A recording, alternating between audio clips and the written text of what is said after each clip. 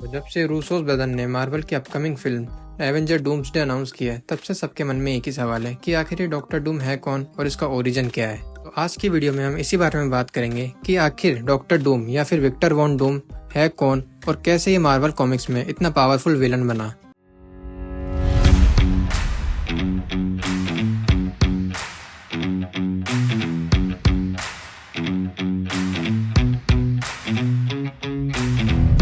Victor का जन्म हुआ लैटवेरिया के बसे एक कबीले में।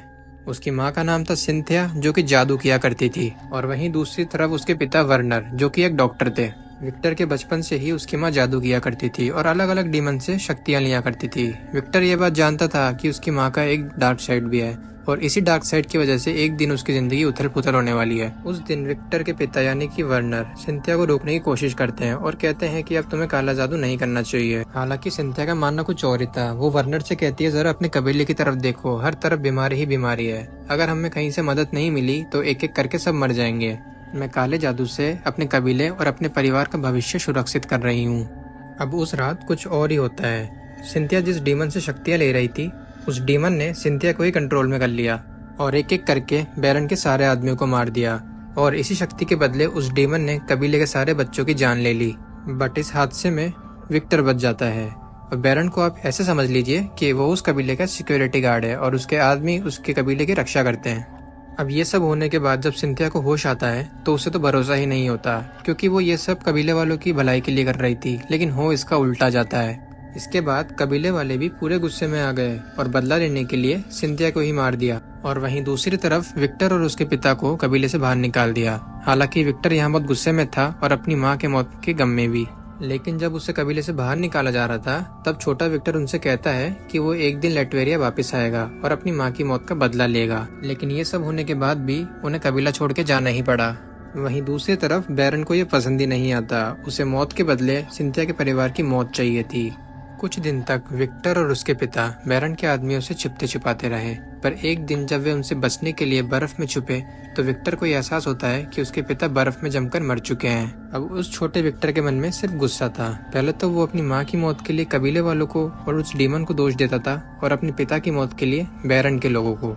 उसने एक एक करके बैरन के लोगों को मारना शुरू किया और वहीं दूसरी तरफ उसने साइंस और मैजिक का यूज करके ऐसे ऐसे गैजेट और डिवाइसेस बनाए जिसके बारे में बड़े बड़े साइंटिस्ट भी नहीं सोच सकते। अब इसी को देखकर उसे आगे रिसर्च के लिए और पढ़ने के लिए अमेरिका बुलाया जाता है, जहां उसे एक और मौका मिलता है अपनी माँ का बदला लेने के लिए। अब अमेरिका की एडवांस टेक्नोलॉजी और उसकी माँ से मिले मैजिक की वजह से वो कुछ ऐसा बना सकता था जिससे वो उस डीमन से बदला ले सके।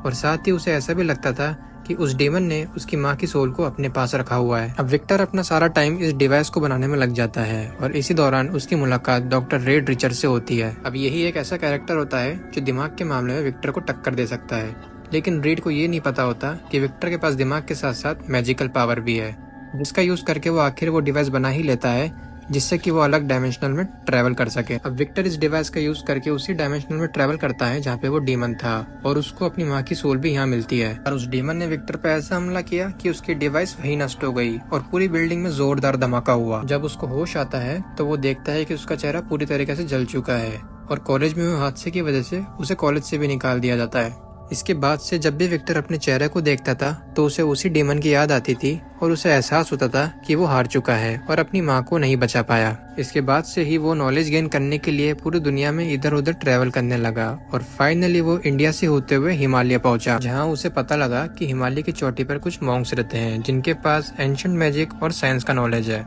फिर क्या, विक्टर निकल पड़ता है उन तक पहुँचने के लिए और उन तक पहुंचने के लिए उसे बहुत सी कठिनाइयों का सामना करना पड़ता है। और जब वो उन मॉन्क्स से मिला तो सारे मॉन्क्स आश्चर्यचकित रह गए।